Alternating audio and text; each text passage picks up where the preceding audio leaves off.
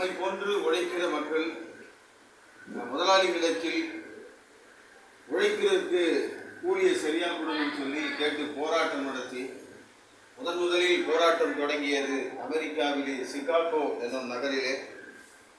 அந்த போராட்டம் தொடர்ந்து இந்தியாவில் நெருப்பை பற்ற வைத்தது. கம்யூனிஸ்ட் கட்சியை சேர்ந்த தோழர் சிங்காரவேலர் அவர்கள் இந்த உலக தொழிலாளர்களின் ஒற்றுமையை உலக நாடு முழுக்க பறைசாற்றியது சென்னையில்.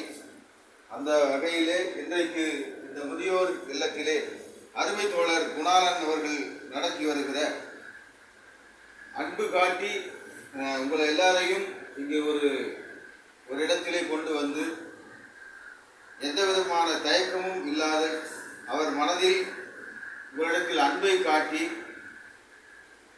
அவர் உங்களை இங்கே பாதுகாத்து வைத்திருக்கிறார்.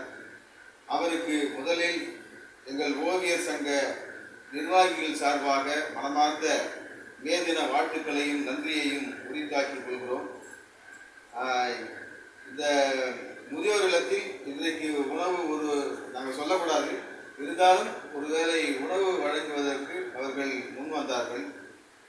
சிவகுமார், முரளி, குணசேகர், சந்தானம், வெங்கடேசன், தாஸ், அசோக், முருகன், ஆசி தம்பி, ஏழுமலை, சுரேஷ், மாரி இவர்கள் உள்ளிட்டவர்கள் இங்கே உங்களிடையே இந்த உணவை வழங்குவதற்காக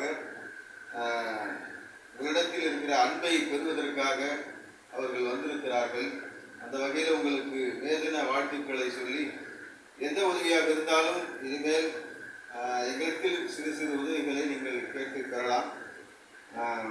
அந்த வகையில் உங்களிடத்தில் ஒரு சில உறவு ஆசபாசங்களை குறித்து தோழர் புரட்சிகர இளைஞர் முன்னணி சேர்ந்த வெற்றி செல்வன் அவர்கள் ஓரிரு வார்த்தைகள் இங்கே பேசுவார்.